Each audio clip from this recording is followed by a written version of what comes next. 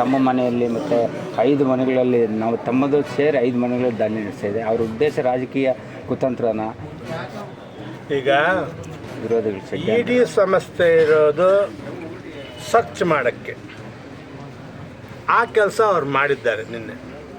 ಆದರೆ ನನ್ನ ವಿಚಾರದಲ್ಲಿ ನಾನು ಮೊನ್ನೆ ಎಲೆಕ್ಷನ್ ಗೆದ್ದಾಗ ಸ್ವತಂತ್ರ ಅಭ್ಯರ್ಥಿ ಒಂದು ಎಲೆಕ್ಷನ್ ಪಿಟಿಷನ್ ಹಾಕ್ತಾನೆ ಏನಂತ ಕೋರ್ಟ್ಗೆ, ಇವ್ರದ್ದು ಅಸೆಟ್ಸ್ ಇನ್ನೂ ಜಾಸ್ತಿ ಇದೆ, ಫಾರಿನ್ನಲ್ಲೆಲ್ಲ ಇವ್ರ ಅಸೆಟ್ಸ್ ಇದೆ, ಇದ್ರ ಬಗ್ಗೆ ಕೋರ್ಟಲ್ಲಿ ತೀರ್ಮಾನ ಮಾಡಬೇಕು ಅಂತಾರೆ.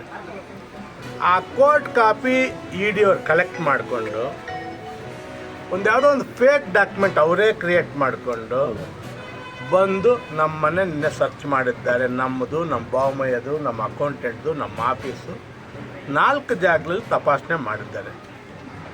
ಆದರೆ ಅವ್ರು ಸರ್ಚ್ ಮಾಡುವಂಥ ಸಂದರ್ಭದಲ್ಲಿ ಯಾವುದೇ ವಿದೇಶಿ ವ್ಯವಹಾರವಾಗಲಿ, ನಮ್ಮ ಸಮಸ್ಯೆಯಲ್ಲಿ ಯಾವುದೇ ಒಂದು ನಿಯಮ ಬಾಹಿರವಾಗಂಥ ಒಂದು ಕೆಲಸ ಆಗಲಿ ಯಾವುದು ಅವ್ರ ಸರ್ಚಿಂದ ನೋಡ್ದಾಗ ಕಂಡು ಬರಲಿಲ್ಲ.